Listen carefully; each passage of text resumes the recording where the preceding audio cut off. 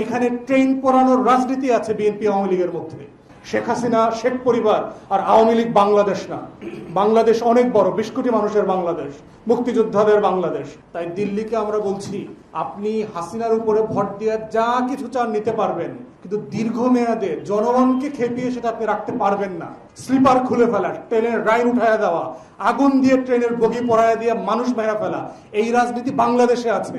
আপনি 800 কিলোমিটার রাস্তা ট্রেন নিয়ে যাবেন এখান থেকে নিরাপদে? এটা প্র্যাকটিক্যালি সম্ভব? বাংলাদেশের মানুষকে খুশি না করে একটা অগণতান্ত্রিক রাজ্যের সাথে, মুখ্যমন্ত্রীর সাথে চুক্তি করে? অসম্ভব ব্যাপার, হইতেই পারে না। কানেক্টিভিটি হইতেই পারে। আমিও নেপালে যেতে চাই শিলিগুড়ি দিয়ে, আমিও উত্তর দিনাজপুর হয়ে আমি ভুটানে যেতে চাই, আমার ট্রাক যেতে চায়, ব্যবসা করবে, পেঁয়াজ আনবে, বিদ্যুৎ আনবে। আপনিও বাংলাদেশের উপর দিয়ে যান, ত্রিপুরা যান, কুমিল্লা হয়ে, আমার কোনো সমস্যা নাই।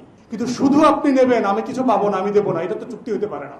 আপনি বার্মা থেকে গ্যাসের পাইপলাইন নিয়ে যাবেন বাংলাদেশের উপর দিয়ে, কিন্তু বার্মা গ্যাস আবার আমাকে বিক্রি করতে পারবে না, সেটা কেমন কথা হলো? আপনার নিজের ইতিহাস থেকে আপনি শেখেন। শ্রীলঙ্কার দিকে তাকান, যাচ্ছে তাই করেছেন শ্রীলঙ্কাতে। তামিলদেরকে ফান্ডিং করে, অস্ত্র দিয়ে দেশকে অরাজক করে ফেলছিলেন। সেই শ্রীলঙ্কাতে আপনাদের অবস্থা কি আজকে? নেপালের দিকে তাকান, যে নেপালের শতভাগ ব্যবসা বাণিজ্য সবকিছু আপনারা নিয়ন্ত্রণ করেছেন, সে নেপাল আজকে আপনাদেরকে 2 পয়সার দাম দেয় না। মালদ্বীপের দিকে তাকান, আপনার সেনাবাহিনীকে সেখান থেকে বের করে দেওয়া হয়েছে, মিলিটারি বেস। তাহলে আপনার প্রতিবেশীর দিকে আপনি তাকান, যে আপনার এই ফরেন পলিসিগুলো ওয়ার্ক করছে না। So for God's sake, come back to your common sense. এই জন্য দিল্লিকে বলছি, বাংলাদেশের 20 কোটি মানুষের সাথে বেইমানি করে, শুধুমাত্র একটা করদ রাজ্যের মুখ্যমন্ত্রীর উপর ভরসা করে যদি আপনারা মনে করেন যে আপনারা 800 কিলোমিটার রাস্তা, 1000 কিলোমিটার রাস্তা বাংলাদেশের বুকের উপর দিয়ে চলে যাবেন, বোকার স্বর্গে বাস করছেন।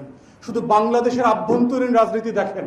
আমরা কানেক্টিভিটির বিপক্ষে না, কিন্তু সেই কানেক্টিভিটি মিউচুয়াল ইন্টারেস্টের উপর ভিত্তি করে হইতে হবে। এটা একপাক্ষিক হলে দিল্লিকে মনে রাখতে হবে আপনার নিজের ইতিহাস সাক্ষী। এটা আপনি ডিসফাংশনাল হয়ে যাবে, এটা আপনি মেনটেন করতে পারবেন না।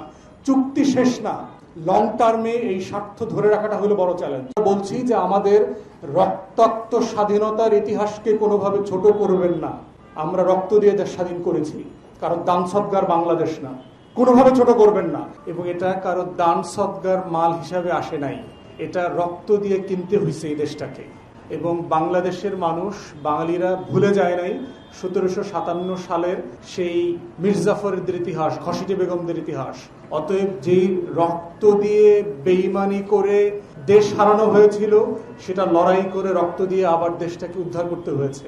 অতএব উত্তর খুব পরিষ্কার, বাংলাদেশ রাষ্ট্রের স্বাধীনতার সার্বভৌমত্ব বিক্রি করা হয় নাই এবং করা হবে না। এটা তো বাংলাদেশের মানুষ 71 সালে এটা সমাধান দিয়ে দিয়েছে এবং 47 হয়ে গেছে। অতএব বাংলাদেশের মানুষ 47 সালে এবং 71 সালের দুইটা লড়াইয়ের মধ্য দিয়ে তারা যে রাষ্ট্র করেছে, সেটার মধ্য দিয়ে এই প্রশ্নের উত্তর দিয়েছে যে আমরা একটা স্বাধীন রাষ্ট্র সার্বভৌমভাবে বাঁচিয়ে রাখার জন্য করেছি এবং এটা থাকবে। অতএব এই বাংলাদেশ বিক্রি হইতে দেওয়া যাবে না এবং হবে না ইনশাআল্লাহ।